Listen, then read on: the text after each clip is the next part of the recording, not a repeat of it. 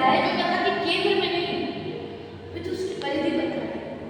नायक की पृष्ठभूमि में एक परछाई है।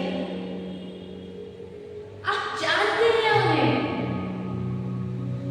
उसे जैसे किसी वचन में नहीं पाया, जैसे किसी ने कभी कोई वचन नहीं दिया, कोई प्रतिज्ञा नहीं, फिर भी अपना सर्वस्व विस्मृत में छोड़कर चले जाते हैं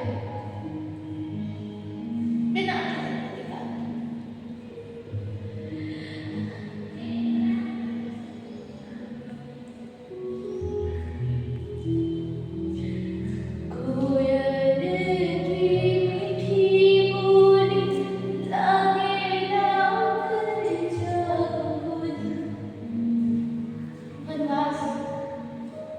मैंने इसके बारे में सुना था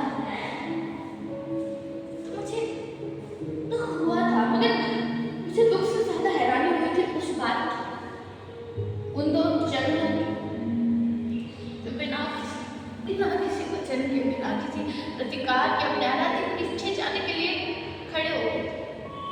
कितना आसान लगता है ना श्रवण करने में कि किसी और के वनवास को अपनी नियति स्वीकार कर लो, मगर जब वो शरीर सम्मुख होता है, जब सांसें अटकने लगती है, जब शब्द कंठ में सूख जाते हैं, तब पता चलता है कि सरल नहीं है।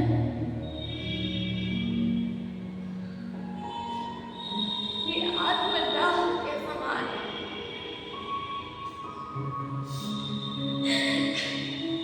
और जो पीछे रह जाते हैं उनकी स्याही को उपलब्धि नसीब ही नहीं होती।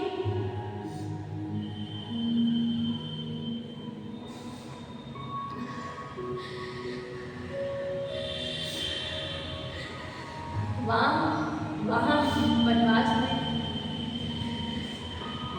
दो लोग एक दूसरे के साथ होंगे, कांटे होंगे, उताप तो होगा, मगर कम से कम एक दूसरे का संबंध होगा। और वहीं कुछ दूर, कुछ कदम खड़े वो इतने समीप खड़े होंगे कि उनकी आहट सुन सके, मगर इतने दूर होंगे कि उनकी अपनी व्यथा ना सुना सके। मैं क्यों जा रही हूँ वहां?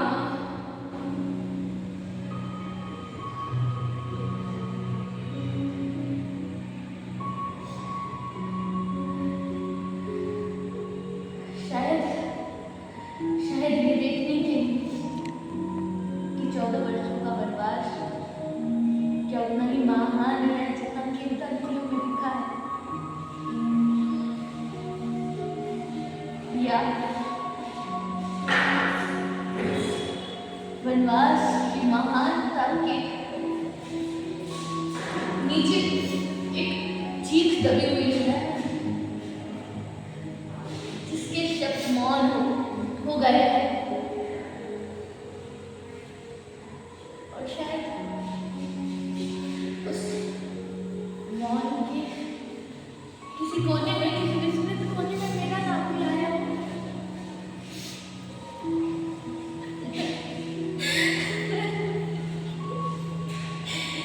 कभी कभी लगता है कि ये प्रतीक्षा ना कालखंड से परे होती है, मानो किसी ने जाते वक्त वो द्वार अर्ध खुला छोड़ दिया हो और वापस आकर बंद करने की छुट्टी ना ली हो।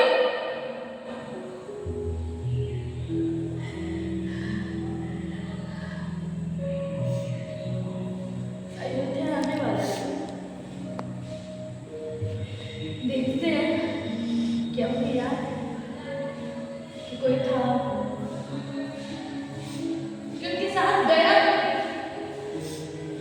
परंतु यहाँ रहकर भी वो अपने 14 वर्षों के वनवास को, ब्रह्मांड के 14 वर्षों के वनवास को, ब्रह्मांड के सारे वनवास को भोगता रहा।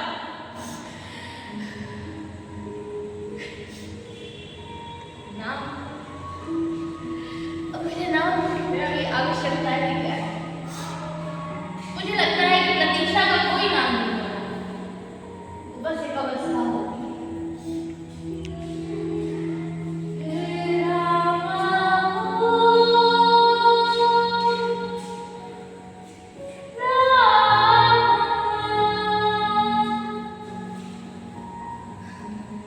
Yeah.